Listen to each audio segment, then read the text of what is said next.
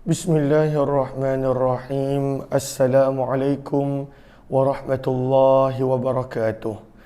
Bismillah, alhamdulillah, wassalatu wassalamu ala habibillah Sayyidina Muhammad ibn Abdillah wa ala alihi wa sahbihi wa mawalah. Subhanaka la ilma lana illa ma 'allamtana innaka antal alimul hakim. ولا حول ولا قوة إلا بالله العلي العظيم. اللهم رب اشرح لنا صدورنا ويسر لنا أمورنا واحلل عقدة من ألسنتنا يفقه أقوالنا. اللهم فقهنا في الدين وعلمنا التأويل. اللهم ألهمنا مراشد أمورنا وأعذنا من شرور أنفسنا برحمتك يا رب العالمين والحمد لله رب العالمين. Ahlan kepada sahabat-sahabat semua, salam pertemuan dalam pembacaan kitab hadis Sunan ataupun Jami' Tirmizi. Mudah-mudahan kita beroleh manfaat dan ganjaran. Marilah sama-sama kita mulakan dengan kita perbetulkan dahulu niat. Moga-moga apa jua yang kita lakukan adalah kerana Allah Subhanahu wa taala. Nawaitu ta'alluma wa ta'lim wa tadhakkura wa tadhkir wa naf'a wal intifa' wal ifadata wal istifada wal hatha 'ala tamassuki bi kitabillah wa sunnati Rasulillah sallallahu alaihi wasallam wad du'a'i ila al huda wad dalalati 'ala al khair ibtigha'a wajhillah wa mardatihi wa qurbih wa thawabih. Amin amin ya rabbal alamin. Amin amin ya rabbal alamin. Ahlan kepada sahabat-sahabat semua, Ira, Haifa dan juga Zul Prokala, Azaz serta Ummi Abi, sahabat-sahabat yang lain. Ahlan kepada semua. Terima kasih banyak-banyak Tuan Zul, Rin Lili, ahlan. Kemudian di ruangan FB pula ahlan Azima, Bunga Lawang, Ummi Naimah, Syakira Ismail, Ninda Anis, Ayu Hafiz, Halimah Nordin, Fatimah Az-Zahra, Nurzita Rifin, Ummi Sulistiana, Hamidah, Zainun, kemudian Murzana Muhammad Ali, Norisa Mustafa, Safia Sapian, Wan Suryani dan juga ahlan Faiza Taylor, Fatimah Syamsuddin, Nurmadiah Yasin serta semua sahabat-sahabat yang lain. Mohon jasa baik untuk bantu share, bantu untuk kongsi, bantu untuk sebar luas. Mudah-mudahan lebih ramai yang beroleh manfaat. Terima kasih banyak-banyak Ummi Abi dan juga Rin Lili di atas gift yang diberikan. Ahlan Faizah, Salma Uthman, Siti Amni. Hari ini kita nak teruskan dengan pembacaan hadis pada muka surat yang ke-146. Namun sebelum kita teruskan, apa kata kita perbetulkan dahulu niat kita. Moga-moga apa jua yang kita lakukan adalah kerana Allah Subhanahu wa taala. Nawaitu ta'alluma wa ta'lim wa tadhakkura wa tadhkir wa naf'a wal intifa' wal ifadata wal istifada wal hatha 'ala tamassuki bi kitabillah wa sunnati Rasulillah sallallahu alaihi wasallam wad du'a'i ila al huda wad dalalati 'ala al khair ibtigha'a wajhillah wa mardatihi wa qurbih wa thawabih.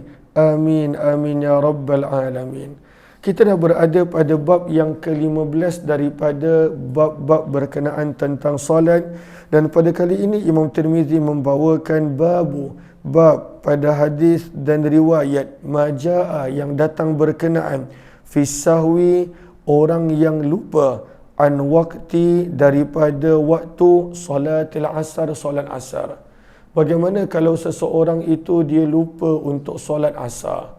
Maka dibawakan hadis yang mana Nabi SAW menyebut orang yang terlepas solat asar seperti mana orang yang kerugian, hilang keluarga dan segala hartanya. Kerana pentingnya solat asar. Semua solat penting, tetapi kerana solat asar juga dikenali sebagai solatul wusta. Okey. Hadis yang ke-172. وبه إليه قال حدثنا قتيبة قال حدثنا الليث عن نافع عن ابن عمر رضي الله عنهما daripada Abdullah bin Umar radhiyallahu anhuma daripada Nabi sallallahu alaihi wasallam. Lalu setiap kali kita dengar nama Nabi sallallahu alaihi wasallam, saya minta sahabat-sahabat untuk memperbanyakkan selawat. Maka daripada baginda Nabi sallallahu alaihi wasallam, baginda bersabda, allazi tafutuhu, orang yang tertinggal salatul asri, salat asar, faka'annama, maka seolah-olah, wutira, orang yang kehilangan, ahluhu, ahli keluarga, wa maluhu, dan hartanya. Maka apakah maksud wutira yang kita nampak dalam hadis? Faka'annama wutira. Maka kalau dilihat kepada para pelajar madrasah ibu saya, maka kalaulah lihat kepada qawata, maka wutira kata Ibnul Arabi maksudnya adalah suliba, orang yang ditarik daripadanya pada waktu itu keluarga dan juga hartanya. Orang yang tertinggal solat asar seolah-olah orang yang kehilangan ahli keluarga dan hartanya. Kemudian boleh lihat kepada Arafah yang ada pada muka surat 147. Maka pada Arafah muka surat 147 disebutkan di sini, bayanul aqwali fi mafhumi fawatil asar. Apakah maksud sabdaan Nabi seolah-olah kehilangan ahli keluarga dan harta? Maka boleh lihat pada baris yang keempat. Maka kata para ulama, inna hukma Allahumma salli ala sayyidina Muhammad. Okey. Wa amma wajhu takhsis, dan kenapa Nabi sebut solat asar secara khusus? Maka kata para ulama, kerana berdasarkan sepotong riwayat yang ada di dalam Sahih Muslim, sabda Nabi sallallahu alaihi wasallam, annaha uridat 'alal umami sabiqati fadayya'uha. Solat asar telah diberikan kepada umat yang terdahulu dan mereka telah mengabaikannya. Maka walau aqamtumuha falakumul ajran. Barang siapa yang menjaga solat fardu asar, maka pada waktu itu baginya dua kali ganda pahala. Dan sebab itulah juga kata para ulama, ihtammal Qur'anu bi sya'ni salatil wusta. Ianya juga dikenali sebagai solat al-wusta, solat yang terbaik, solat yang pertengahan yang perlu untuk dijaga. Maka sabda Nabi, barang siapa yang tertinggal solat asar, seolah-olah dia adalah orang yang kehilangan harta dan juga seluruh ahli keluarga dia. Kemudian boleh lihat kepada qawata pada muka surat 147. Maka pada baris yang kedua qawata, maka kata para ulama, kata pensyarah, orang yang mensyarahkan hadis ini, wa hadza fi man fatathu bighairi uzrin, dan ini adalah untuk orang yang tertinggal solat asar tanpa sebarang keuzuran sehinggalah matahari hampir terbenam. Waqala Dawudi, berkatalah Imam Ad-Dawudi, maksud seolah-olah orang yang kehilangan harta dan keluarga adalah yajibu alaihi minal asaf, seperti mana bila dia kehilangan keluarga dan harta, dia ada kesedihan, penyesalan. Maka begitulah juga orang yang tertinggal asar terutamanya, dan juga solat-solat yang lain, dia sepatutnya ada penyesalan dan kesedihan. Wafil babi, kata Imam Tirmizi, dan di dalam bab ini ada juga hadis yang lebih kurang sama daripada Buraidah Naufal bin Muawiyah radhiyallahu anhum. Qala Abu Isa, berkata Imam Tirmizi, hadis Abdullah bin Umar yang baru kita baca tadi adalah hadis yang hasan sahih. Wa qad rawahu Az-Zuhri, dan telah meriwayatkan hadis ini Zuhri juga daripada Salim, daripada ayahnya, daripada Nabi sallallahu alaihi wasallam. Bab yang ke-16 di dalam tajuk solat, bab kata Imam Tirmizi, babu ma jaa, bab pada hadis dan riwayat yang datang berkenaan ta'jilis solah, menyegerakan solat. Wa idza akharaha al-imam, apabila imam pada waktu itu melewatkannya. Lalu kena faham, imam di sini satu bermaksud imam solat, tetapi imam di sini bermaksud pemimpin. Pada zaman dulu, sebelum daripada Al-Walid bin Abdul Malik, maka pada zaman dahulu khalifah ataupun orang yang menjadi pemimpin, maka mereka yang kena jadi imam. Dia tidak ada istilahnya pada waktu itu jawatan imam.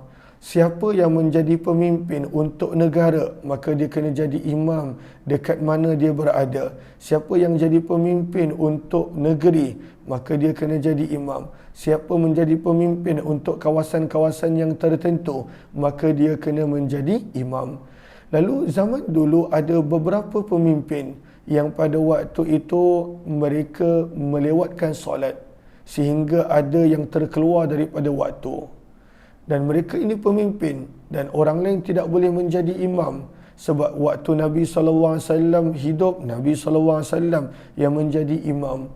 Kemudian Nabi lantik pemimpin-pemimpin untuk kabilah-kabilah yang berada di sekitar dan kawasan yang penduduknya masuk Islam. Maka kalaulah imam pada waktu itu ataupun pemimpin pada waktu itu lewatkan solat sehingga kadang-kala keluar daripada waktu, apa yang patut kita buat? Maka di sini Nabi SAW terangkan untuk menyegerakan solat apabila pemimpin dalam kurungan zaman tersebut imam adalah pemimpin adalah imam. Maka apabila pemimpin melewatkan solat. Riwayat 173. Wa bihi ilaihi qala hadatsana Muhammad bin Musa al-Basri qala hadatsana Ja'far bin Sulaiman ad-Dubai an Abi Imran al-Jawni an Abdullah bin Samit an Abi Dzar radhiyallahu ta'ala anhu qala an-nabiy sallallahu alaihi wasallam, sabda daripada Abu Dzar radhiyallahu anhu, beliau berkata Nabi sallallahu alaihi wasallam bersabda, ya Abu Dzar, wahai Abu Dzar, umara'u, kelak akan ada pemimpin-pemimpin. Kenapa disebut pemimpin? Kerana zaman dulu pemimpin yang kena menjadi imam. Lalu sabda Nabi, umara, kelak akan ada pemimpin-pemimpin. Yakununa ba'di, mereka datang selepas kewafatanku. Yumituna salah, mereka melewatkan solat. Yumitun, bawah tu gariskan kepada para pelajar madrasah ibu saya. Al-muradu ta'khiruha, mereka pada waktu itu melewatkan sehingga terkeluar daripada waktu yang sepatutnya ditunaikan solat. Yumituna solat, lalu mereka ini melewatkan solat. Fasalli solat li waqtiha, maka Nabi pesan kepada Abu Dzar, kalaulah engkau mendapati pemimpin yang seperti ini, maka solatlah kamu pada waktunya, pada awal waktu. Fa in sulliyat li waqtiha, maka jika pemimpin pada waktu itu solat pada waktunya, kanat laka nafilah, maka solatlah lagi sekali dengan pemimpin, maka itu akan menjadi solat yang nafil, solat yang sunat. Wa illa, dan jika pemimpin tidak solat pada waktunya, qad ahrazta salataka, dikau telah memelihara solat kamu. Maka dalam hadis ini Nabi SAW menyuruh kalaulah para sahabat pada waktu itu jumpa dengan pemimpin seperti ini, maka solatlah pada awal waktu. Dan kalaulah kata pemimpin itu dia solat ataupun imam solat pada awal waktu juga, maka solatlah lagi sekali. Kali kedua, maka kalaulah mereka solat di awal waktu, maka yang solat yang kedua jadi solat sunat.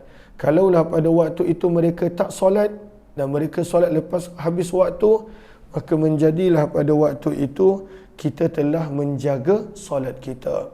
Maka ini adalah situasi yang dihadapi oleh sebahagian daripada para sahabat selepas kewafatan Nabi SAW, terutamanya daripada pemimpin-pemimpin pada zaman Banu Umayyah. Pada waktu itu ada segelintir mereka yang pada waktu itu tidak menjaga solat. Wa fil babi, dan di dalam bab ini ada juga hadis daripada Abdullah bin Mas'ud, Ubadah bin Samit radhiyallahu anhuma. Qala Abu Isa, berkata Imam Tirmizi, hadis Abi Dzar, hadis Abu Dzar yang kita baru baca tadi adalah hadis yang hasan. Wa huwa qawlu ghairi wahidin min ahli ilmi, dan inilah pandangan lebih daripada seorang ahli ilmu. Yastahibbun, mereka menyukai an yusalliya ar-rajulu limiqatiha, bahawa hendaklah seseorang itu solat pada awal waktu ketika mana imam dan pemimpin melewatkan solat. Summa yusalli ma'al imam, dan bila imam solat di masjid, maka hendaklah disolat sekali lagi supaya pada waktu itu tidak membawa kepada perpecahan dan lain-lain. Sebab pada waktu itu lagi-lagi kalaulah para sahabat, kalaulah orang yang terkemuka, maka pada waktu itu kalaulah mereka tak datang solat, maka akan dipandang dan dilihat oleh masyarakat. Wa huwa qaul was-salatul ula, dan solat yang pertama yang mereka solat di rumah ataupun di lain tempat, hiyal maktubah, itulah yang dikira sebagai solat fardu. Inda aktsari ahli ilmi, di sisi majoriti para ulama. Dan solat yang kedua, solat berjemaah, maka itu dikira sebagai solat nafil dan juga solat sunat.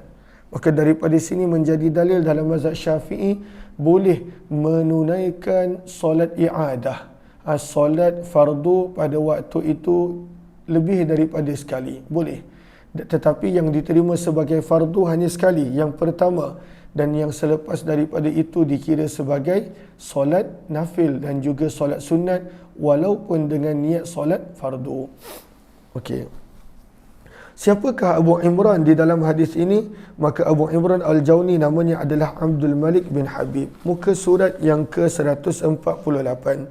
Imam Tirmizi membawakan tajuk Babu ma jaa fi an-naumi 'anis salah, bab pada hadis dan riwayat yang datang berkenaan dengan seseorang yang tertidur ketika mana tertidur daripada menunaikan solat.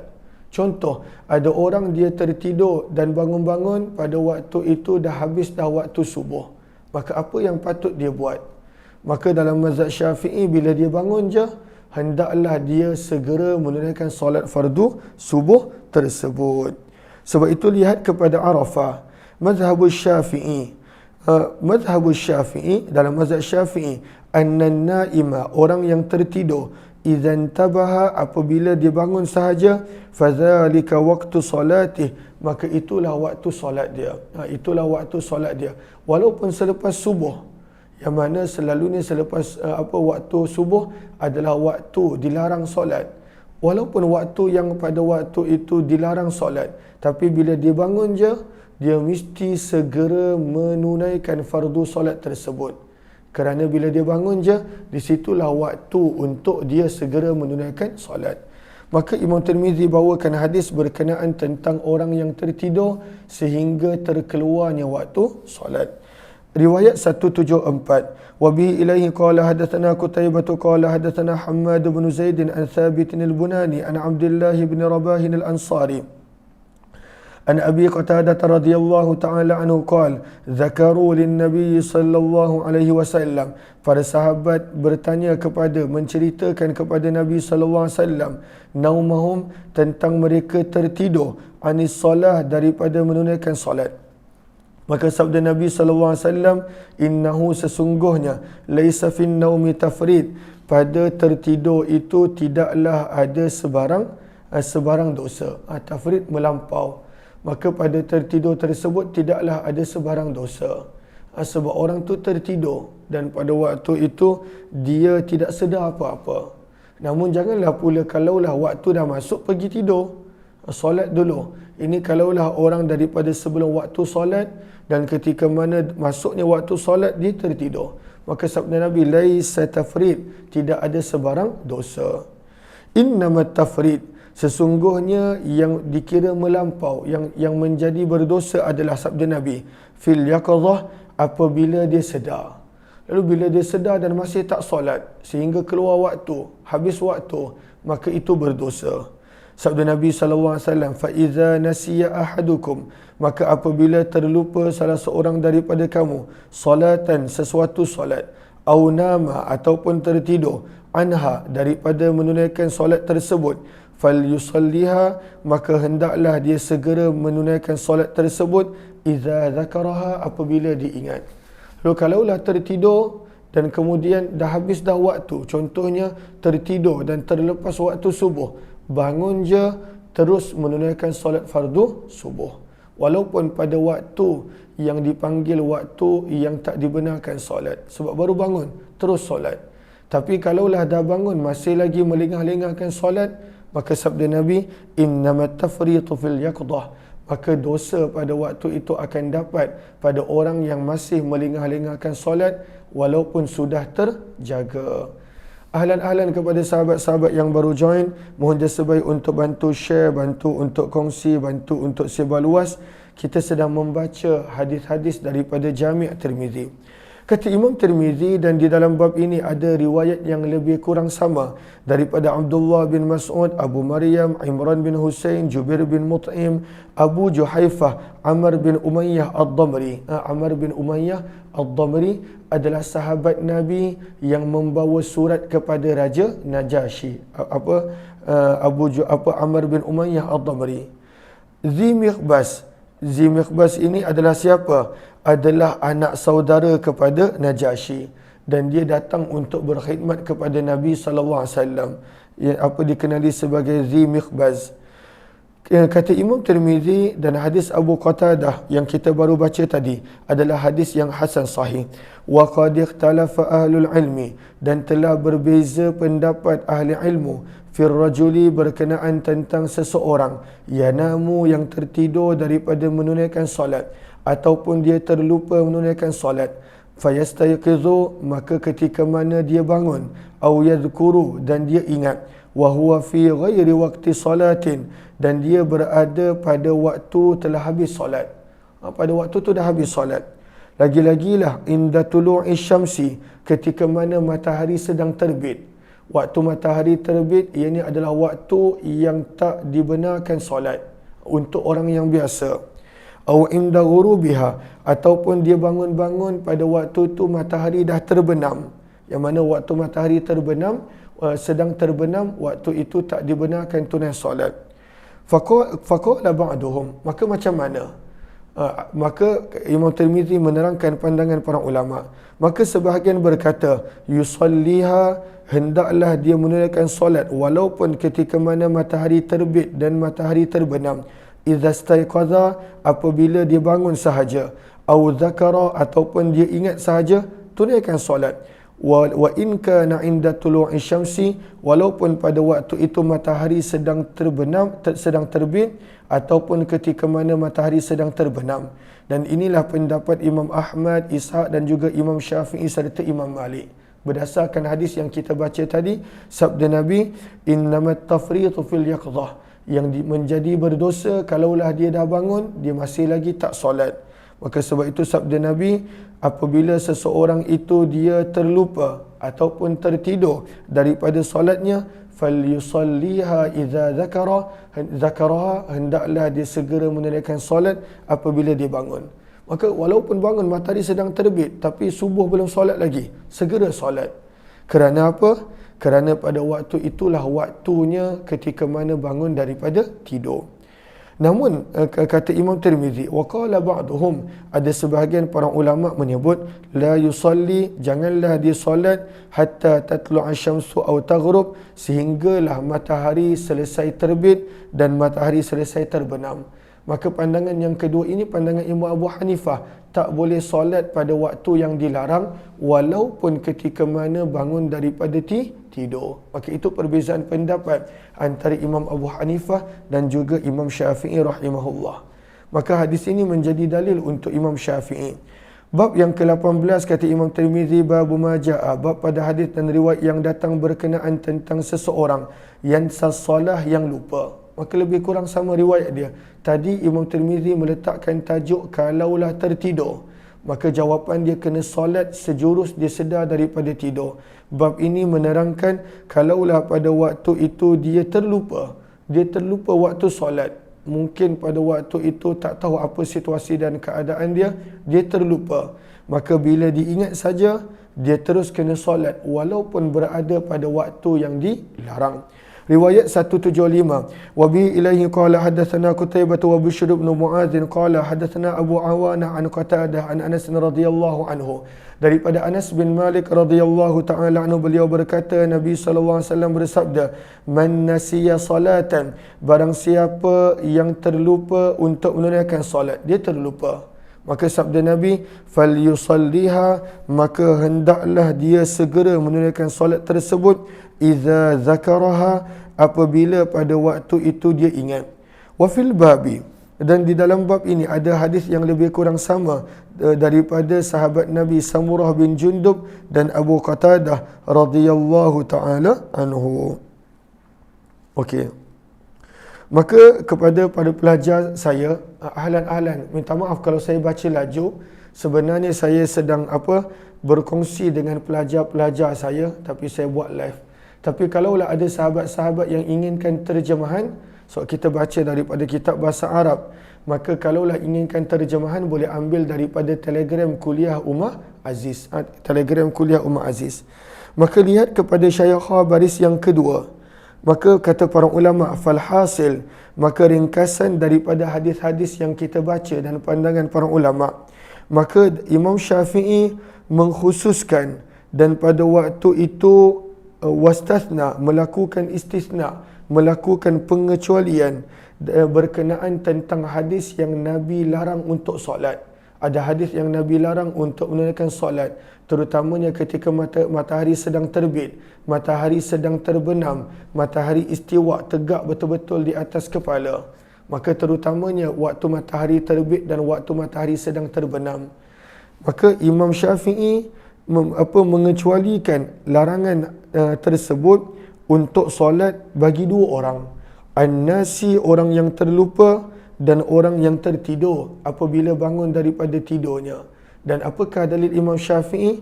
Iaitu hadis yang kita baru baca tadi, hadis 174 dan hadis 175 daripada Jami' Tirmizi.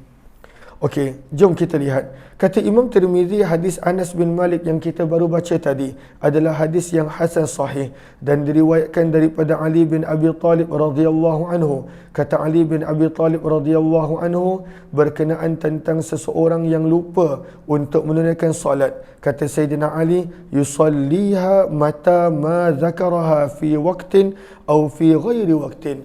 Kata Sayyidina Ali, hendaklah orang tersebut menunaikan solat tersebut pada bila-bila waktu yang dia ingat. Ingat je terus solat.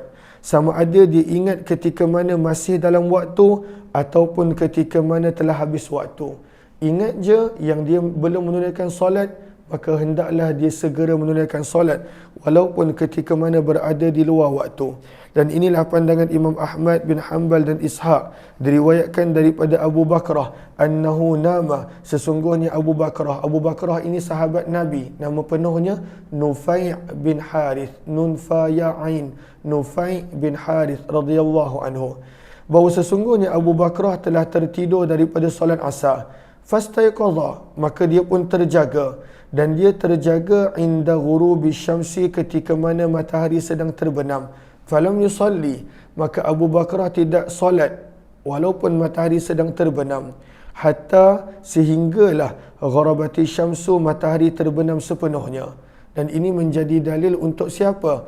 Untuk Imam Abu Hanifah. Imam Abu Hanifah kata tidak boleh solat walaupun seseorang itu tertidur dan terlupa ketika mana matahari sedang terbenam untuk solat asar dan matahari sedang terbit untuk solat subuh.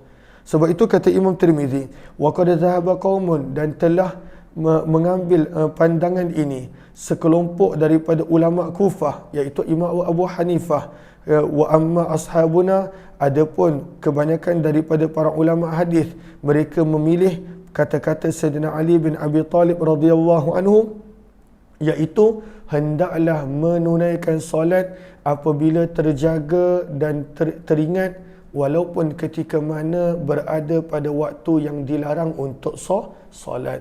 Ahlan-ahlan kepada sahabat-sahabat yang baru join, mohon jasa baik untuk bantu share, bantu untuk kongsi, bantu untuk sebar luas. Mudah-mudahan lebih ramai yang beroleh manfaat. Bab yang ke-19, Imam Tirmizi rahimahullah membawakan tajuk hadis-hadis yang berkenaan, kata Imam Tirmizi, babu majaa, bab pada hadis dan riwayat yang datang berkenaan fir rajuli, seseorang, tafutuhu salawatu, apabila dia tertinggal banyak solat. Bila dia tertinggal banyak solat, bi ayyatihinna yabda, maka pada waktu itu dia perlu mula daripada solat yang mana. Maka daripada perbahasan ini sebenarnya nak menerangkan, kalaulah kita tinggal banyak solat, adakah perlu dan wajib untuk qada balik ikut turutan? ataupun turutan itu sekadar mustahab. Maka sebab itu boleh lihat para pelajar, ibu saya boleh lihat kepada Arafah. Maka di sini pandangan ulama adalah ikhtilaful a'immati fi hukmi tartibi fi qada'il fawaid. Apabila ada banyak qada', beberapa qada', adakah perlu untuk ikut tertib qada' dia ataupun tak perlu? Maka at-tartibu fi qada'il fawaiti wajibun inda Abi Hanifah wa Malik. Kata para ulama, mengqadakan balik solat ikut turutan. Mesti zuhur dulu, asar kemudian, maghrib seterusnya. Mesti ikut turutan. Maka itu adalah pandangan Imam Abu Hanifah dan Imam Malik. Mereka katakan wajib. Tapi ada syarat-syarat di sisi Imam Abu Hanifah. Wa yustahabbu, dan ianya adalah digalakkan, sunat di sisi Imam Syafi'i dan Ahmad. Maka dalam mazhab Syafi'i mengqada balik ikut turutan apa yang kita tinggalkan solat bila banyak, maka itu mustahab. Imam Abu Hanifah kata wajib dan Imam Malik. Apakah riwayatnya? Wa bihi ilaihi qala hadatsana Hannadun qala hadatsana Hushaimun an Abi Zubair an Nafi' bin Jubair bin Mut'im an Abi Ubaidah bin Abdullah bin Mas'ud qala Abdullah. Maka berkatalah Abdullah. Siapakah Abdullah dimaksudkan di sini? Para pelajar boleh tengok Arafah, takhsisu Abdullah wal Hasan. Maka pada Arafah disebutkan pada penghujung perenggan yang pertama Arafah, idza utliqa Abdullah fi martabati sahabi, bila disebut Abdullah umum, tak disebut Abdullah bin apa di kalangan sahabat, maka itu bermaksud Abdullah bin Mas'ud. Bila disebut Hasan secara umum tanpa sebut Hasan bin apa, maka itu bermaksud Hasan bin Ali, cucu Nabi SAW. Bila dalam hadis, dalam riwayat disebut Hasan secara umum daripada kalangan tabi'in, maka ianya bermaksud Hasan Al-Basri rahimahullahu ta'ala. Maka daripada Abdullah, iaitu Abdullah bin Mas'ud radhiyallahu anhu, innal musyrikina syaghalu Rasulullah sallallahu alaihi wasallam, sesungguhnya orang-orang musyrik telah menyibukkan Nabi sehingga Nabi tidak sempat menunaikan 4 solat Nabi tak sempat tunaikan. Yaumul Khandaq, pada hari peperangan Khandaq, iaitu Zuhur, Asar, Maghrib dan Isyak. Hatta zahaba minal laili ma Allah, sehinggalah berlalu beberapa waktu daripada malam seperti yang dikehendaki oleh Allah. Maka peperangan Khandaq adalah peperangan yang sangat dahsyat sehingga ada waktu Nabi tak sempat menunaikan 4 waktu solat. Jom kita lihat kepada Qawata. Kata Ibn al-Arabi punya pandangan pada waktu itu hanya 1 waktu solat sahaja. Para pelajar tolong pada waktu itu cek Qawata dan gariskan. Ibn Arabi kata hanya 1 waktu solat sahaja, dan ianya adalah solat asar sahaja yang Nabi tak sempat solat. Ibn Sayyidin Nas pula pada waktu itu berkata telah berbeza riwayat-riwayat hadis berkenaan tentang solat yang Nabi tak dapat nak tunaikan ketika mana Khandaq kerana sibuk sedang berperang dengan musuh. Maka dalam hadis Jabir menyebut hanya 1, iaitu solat asar sahaja. Dalam hadis riwayat Bukhari dan Muslim serta Muwatta, pada waktu itu menyebut 2, asar dan juga zuhur. Dalam hadis yang kita baca ini adalah 4. Maka bagaimana kita nak gabungkan? Maka kata para ulama, ianya berbeza dengan hari yang berbeza. Sebab perang Khandaq berlaku lebih kurang sebulan. Maka riwayat pada waktu itu berbeza kerana berlaku beberapa kali. Ada hari Nabi tak sempat solat ketika mana sibuk perang, Nabi tak sempat solat zuhur. Ada hari Nabi tak sempat solat asar sahaja. Ada hari Nabi dan para sahabat tak sempat zuhur dan asar 2 waktu. Ada hari Nabi tak sempat nak solat 4 waktu, zuhur, asar, maghrib dan isyak. Kemudian lihat kepada hujung Qawata, thumma innahu mansukhun bi salatil khauf. Kemudian perbuatan ataupun perkara seperti ini menjadi tidak lagi berlaku dalam perang ketika mana adanya pada waktu itu salatul khauf. Sebab salatul khauf ataupun solat syiddatul khauf yang kita belajar dalam surah Al-Baqarah, ianya ketika mana perang, maka boleh solat dalam keadaan berjalan, boleh solat dalam keadaan banyak pergerakan. apabila berada dalam keadaan yang sangat-sangat takut, contohnya peperangan, maka Al-Quran Allah pada waktu itu berikan kelonggaran untuk boleh solat dalam keadaan berjalan, banyak pergerakan, sedang angkat pedang dan lain-lain. Tapi waktu ini belum lagi turun hukum tersebut, maka bila tak ada peluang untuk solat, maka Nabi dan para sahabat pada waktu itu tidak solat. Maka fa'amara Bilalan, maka Nabi suruh Bilal untuk Bilalan untuk Bilal azan, fa'adzana, maka Bilal pun azan. Thumma aqama, kemudian Bilal bin Rabah pada waktu itu melaungkan qomat, fa shalla zuhra, maka Nabi solat zuhur dulu. Thumma aqama, kemudian Bilal melaungkan qomat, maka fa shalla al-asra, Nabi solat asar. Thumma aqama, kemudian Bilal radhiyallahu anhu melaungkan qomat, fa shalla al-maghrib, maka Nabi pun solat maghrib. Thumma aqama, kemudian Bilal pada waktu itu aqama, melaungkan iqamat, fa shalla al-isya, maka Nabi pun solat isya. Maka daripada hadis ini dijadikan dalil oleh mereka yang mengatakan wajib untuk tunaikan solat mengikut turutan. Wajib untuk mengqadakan solat mengikut turutan berdasarkan hadis ini. Daripada hadis ini juga Imam Syafi'i menjadikan dalil bahawa perlu untuk iqamat walaupun untuk solat qada. Walaupun untuk solat qada sunnah untuk melakukan iqamah. Wa fil babi, dan di dalam bab ini ada hadis yang lebih kurang sama daripada Abu Sa'id Al-Khudri dan Jabir bin Abdullah radhiyallahu anhum. Qala Abu Isa, berkata Imam Tirmizi, hadis Abdullah radhiyallahu anhu, laisa bi isnadi ba'sun, tidak ada sebarang masalah pada riwayatnya, kecuali sesungguhnya perawi yang bernama Abu Ubaidah, beliau tidak pernah mendengar daripada Abdullah bin Mas'ud radhiyallahu anhu. Wahuwa alladhi, dan pendapat inilah yang telah dipilih oleh sebahagian daripada ahli ilmu fil fawaiti berkenaan tentang mengqadakan solat-solat. An yuqimar rajul, perlunya untuk melaungkan iqamah bagi setiap solat qada tadi, idza qadaha, apabila nak mengqadakan, kena laung iqamah. Wa illam yuqim, namun kalaulah dia tidak melaungkan iqamah, ajza'ahu, tidak mengapa, solatnya pada waktu itu tetap diterima.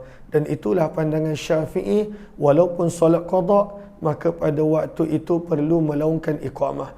Dalam mazhab Syafi'i, kalaulah solat sendiri-sendiri, sunat untuk melaungkan iqamah juga. Tapi jangan solat sendiri. Afdalnya pada waktu itu solatlah berjemaah, walaupun ibu-ibu yang berada di rumah, kalaulah ada anak-anak, solatlah berjemaah bersama. Riwayat 177. Wa bi ilayhi qala hadatsana Muhammad bin Bashar qala hadatsana Muadz bin Hisham qala hadatsani Abi an Yahya bin Abi Katsir qala hadatsana Abu Salamah bin Abdurrahman an Jabir bin Abdullah radhiyallahu anhuma, daripada Jabir bin Abdullah radhiyallahu anhuma, anna Umar bin Al-Khattab, sesungguhnya Umar bin Khattab radhiyallahu anhu, qala, telah berkata, yaumul khandaq, sewaktu peperangan Khandaq, wa ja'ala yasubbu kuffar Quraisy, dan Umar bin Khattab mula mengeluarkan pada waktu itu kemarahan terhadap orang kufar Mekah sebab dia tak boleh solat. Dan Umar bin Khattab mula pada waktu itu mendoakan yang tak baik buat orang-orang Mekah yang menjadikan beliau tidak dapat solat. Qala, maka berkata Umar bin Khattab, ya Rasulullah, wahai utusan Allah, ma kittu usallil asra, aku tidak dapat nak menunaikan solat asar hatta taghruba syamsu, sehinggalah matahari telah terbenam. Wahai Rasulullah, macam mana ni, kata Umar, tak dapat nak solat asar, matahari dah terbenam. Kerana sibuk berperang. Kenapa sibuk? Sebab para sahabat sibuk mempertahankan parit yang panjang, kerana orang Quraisy cuba berkali-kali untuk menyeberangi parit tersebut, maka kena pertahankan. Faqala Rasulullah sallallahu alaihi wasallam, maka Nabi pun bersabda, wallahi, demi Allah, in sallaituha, in itu adalah in nafiyah, tidaklah aku pun solat. Sabda Nabi, aku pun belum solat lagi. Qal, maka kata perawi, fanazalna Buthan, maka kami pun telah pergi ke satu lembah yang dikenali sebagai Buthan. Fatawadda Rasulullah sallallahu alaihi wasallam, maka Nabi pun telah berwuduk, wa tawaddana, dan kami pun telah berwuduk. Fa shalla Rasulullah sallallahu alaihi wasallam al-asra, maka Nabi pun telah menunaikan solat asar selepas daripada matahari terbenam, kemudian barulah Nabi menunaikan solat selepasnya solat maghrib. Maka hadis ini pun menjadi dalil bahawa turutan itu perlu. Cumanya kata Imam Abu Hanifah, turutan mengqada solat adalah wajib. Imam Syafi'i berkata turutan mengqadakan solat adalah sunat dan mustahab. Maka ini adalah dalil-dalil yang kita telah baca tadi. Bab yang ke-20, muka surat yang ke-150. Kata Imam Tirmizi, babu ma jaa, bab pada hadis dan riwayat yang datang berkenaan as-salatul wusta, tentang solat wusta. Wa annahal asar, bahawa solat wusta yang dimaksudkan dalam Al-Quran ianya adalah solat asar. Para pelajar boleh lihat kepada Arafah. Mazahibul a'immah, pendapat para ulama berkenaan tentang tafsiran solatul wusta yang ada di dalam Al-Quran surah Al-Baqarah. Maka kata para ulama, fi tafsir solatul wusta, di dalam tafsir solat wusta ada 45 qawla, ada 45 pendapat, 45. Mazhabu Abi Hanifah, Imam Abu Hanifah berpandangan ianya adalah solat asar, sama seperti hadis yang kita baca. Kemudian lihat kepada Sahara baris yang kedua, Sahara baris yang kedua. Wa dhahaba Malik wa Syafi'i, pandangan Imam Syafi'i secara peribadi ianya pada waktu itu adalah solat subuh. Solatul wusta bermaksud solat subuh. Namun Imam Nawawi berkata yang kita dapati daripada hadis-hadis yang sahih ianya adalah solat asar, dan itulah menjadi pegangan juga dalam mazhab Syafi'i, solatul wusta adalah solat asar. Lalu kita lihat hadis riwayat 178. Wa bihi ilaihi qala hadatsana Hannadun qala hadatsana Abdah an Sa'id an Qatadah an Al-Hasan, iaitu Hasan Al-Basri, an Samurah bin Jundub, daripada Samurah bin Jundub radhiyallahu anhu, daripada Nabi sallallahu alaihi wasallam, sesungguhnya baginda telah bersabda fi salatul wusta, berkenaan tentang apakah itu salatul wusta. Maka sabda Nabi, salatul asar, ianya adalah solat asar. Salatul wusta bermaksud solat pertengahan, solat yang terbaik, yang mana Allah perintahkan dalam Al-Quran, hafizu, jagalah salatul wusta, maka ianya adalah solat asar, solat yang ditekankan untuk jaga. Riwayat 179. Wa bi ilaihi qala hadatsana Mahmud bin Ghailan qala hadatsana Abu Daud At-Tayalisi wa Abu Nadri an Muhammad bin Talha ibn Musarrif an Zubaid an Murrah Al-Hamdani an Abdullah bin Mas'ud radhiyallahu anhu. Kata Abdullah bin Mas'ud radhiyallahu anhu, Nabi sallallahu alaihi wasallam bersabda, salatul wusta salatul asar. Salat wusta itu adalah salat asar. Berkata Imam Tirmizi, hadis ini adalah hadis yang sahih, dan di dalam bab ini ada riwayat yang lebih kurang sama tentang salatul wusta adalah salat asar, daripada Ali, daripada Aisyah, Hafsah, Abu Hurairah, Abu Hashim bin Utbah radhiyallahu anhum. Berkata Imam Tirmizi, berkata Imam Bukhari, gurunya Imam Bukhari, qala Ali bin Abdullah, berkata Ali bin Abdullah, hadis Hasan daripada Samurah adalah hadis yang baik. Wa qad sami'a, dan Hasan Al-Basri telah mendengar hadis daripada Samurah radhiyallahu anhu.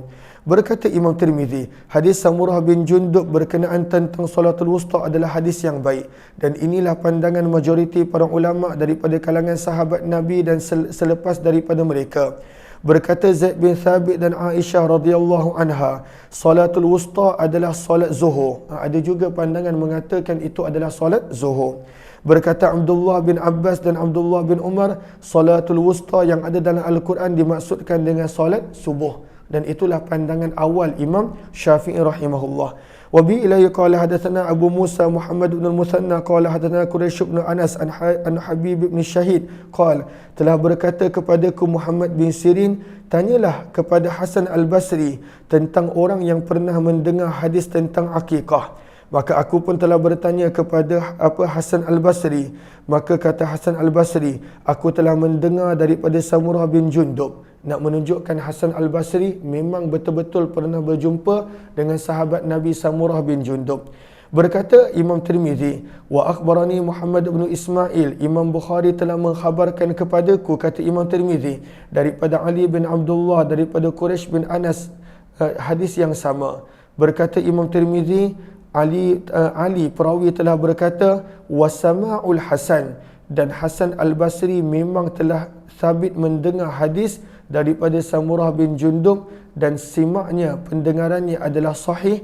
Wa tajja bihadzal hadis, dan Imam Tirmizi sendiri menjadikan riwayat Hasan Al-Basri daripada riwayat Samurah bin Jundub sebagai hujah dan dalil dalam kitabnya. InsyaAllah kita akan sambung pembacaan kitab Tirmizi pada jam 7.40 insyaAllah. Terima kasih semua. Marilah sama-sama kita melakukan persiapan untuk fardu subuh. Wabillahi taufiq wal hidayah. Assalamualaikum warahmatullahi wabarakatuh.